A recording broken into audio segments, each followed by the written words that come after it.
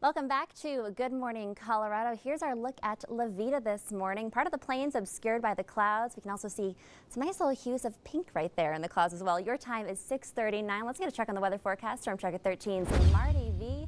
Marty, what do we have in store today? Well, it's a partly cloudy sky this morning, at least along the Front Range. We don't have any rain right now, but looking back towards the mountains, you can see some of the patchy low clouds that are out there as viewed from Mortgage Solutions Financial. Good news right now. Not much wind. Will be a little breezy a little later on today, but at least so far so good in that regard. Right now, a mixture of 40s and 50s in most of eastern Colorado. We still have some 30s, though, over the high country and for the high mountain valleys, and that's just because the air is much drier there, and so it cools more efficiently at night. Of course, we have enough moisture around to have supported some thunderstorms yesterday. We may have a few more today, but we'll be good through lunchtime. Notice by 4 o'clock, real spotty activity. So if we're going to see showers and storms, they're most likely to occur very late this afternoon or this evening, and we'll talk more about that momentarily.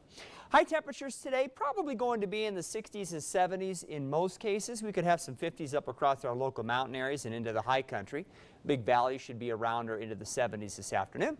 And the wind probably picks up to between about 10 and 15 miles an hour with some occasional gusts to 20, so it'll be a little bit breezy. I'm going to mention the chance for some severe weather, not a lot in eastern Colorado, but if you live along or south of the Arkansas River in the eastern part of the state, it's a possibility that we get a storm that's strong enough to produce some gusty wind or maybe some hail to about 1 inch in diameter. Elsewhere, we think the storms will be weaker than that.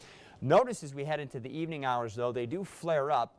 Generally over and near the southern mountains and across the Raton Mesa. That's where you see some of the brighter colors on the map through about 9 or 10 o'clock. Those will then eventually track off to the east and wind down tonight, but we may be left with some patchy low clouds and perhaps even a little bit of fog through early tomorrow morning. Again, thanks to some of that low-level moisture in the atmosphere, at least across the eastern part of the state.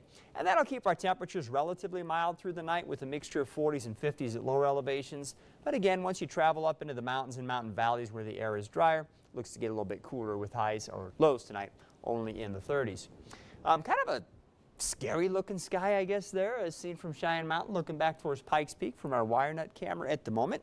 Again, it's more bark than bite, at least this morning. We're not worried too much about thunderstorms. We get a real warm week ahead. Not a lot of rain expected, but we will have some wind, which means maybe some fire weather concerns. And we'll talk more about that in our extended forecast coming up soon. Kerjan, back to you. All righty, thanks.